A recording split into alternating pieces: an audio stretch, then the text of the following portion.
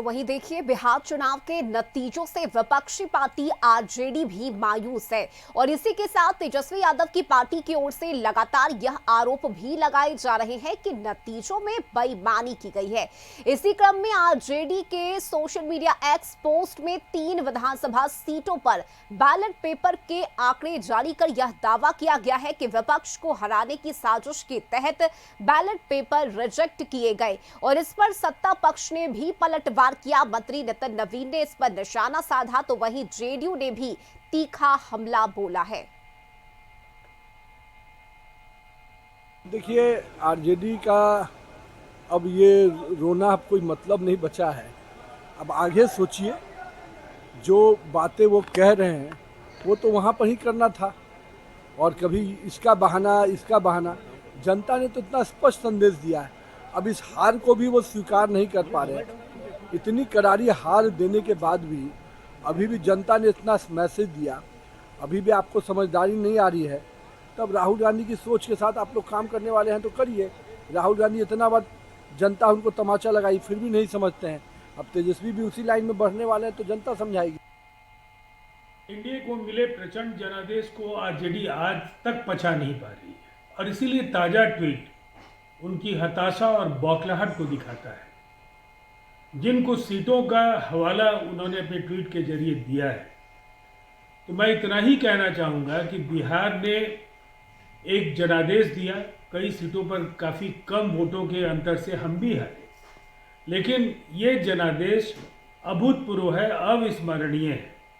आत्ममंथन करना चाहिए आरजेडी को कि किन वजहों से उनकी पार्टी को पूरी तरह से बिहार की जनता ने नकारा है, बजाय इसके कि वो बार बार मीम में निकालते रहें।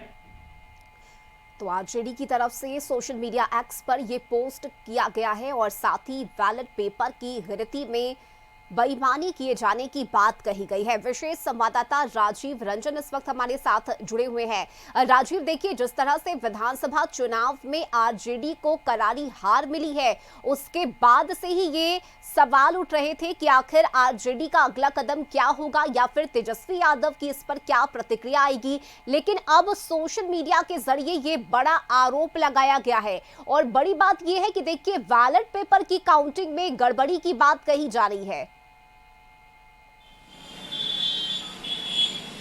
जी देखिए रश्मि, सभी को अधिकार है अपनी बात रखने का, लेकिन बात रखने का जो जरिया होता है उस पर डिपेंड करता है कि आप क्या चाहते हैं। आप एक्स पोस्ट से ये आरोप लगा रहे हैं कि 3-3 सीटों पर जो हार हुई है महागठबंधन के नेताओं की, उसके पीछे जो रीजन आप लिख रहे हैं, जैसे नवीन नगर से 112 वोट से आरजेडी हारी है और 132 पोस्टल वोट रिजेक्ट किए गए। तो ये क्यों रिजेक्ट किए गए? वहीं अज्ञाओं की बात कर रहे हैं आप, तो यहाँ 95 वोटों से सीपीआई एमएल जो है वो हारी है और यहाँ 175 पोस्टल वोट रिजेक्ट किए गए। संदेश पर 27 वोटों से आरजेडी हारी है, यहाँ 360 पोस्टल वोट रिजेक्ट किए गए। ये लिख रहे हैं।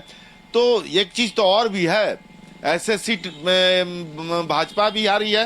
रामगढ़ की सीट उठा ले, जो मोहनिया कैमूर जिले में पड़ता है, रामगढ़ का सीट, वहां से बसपा के उम्मीदवार मात्र 30 वोट से जीते हैं।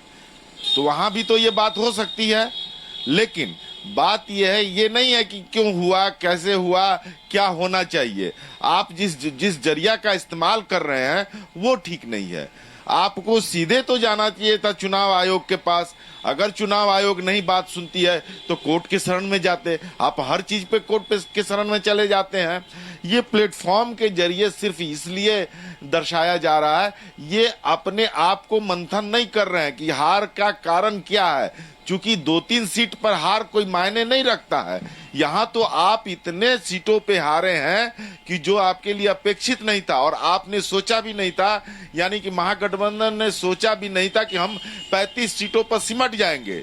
तो ये इसका मंथन होना चाहिए। बिल्कुल राजीव, और यही वजह है कि जो सोच से परे नतीजे सामने आए हैं उसके बाद से अब कई आरोप हैं जो विपक्ष की तरफ से लगाए जा रहे हैं और यही वजह है कि अब ये नया आरोप जिसमें पोस्टल बैलेट की गिनती में गड़बड़ी की बात आरजेडी की तरफ से कही गई है। बहुत शुक्रिया राजीव आपका इन तमाम जानकारी के लिए।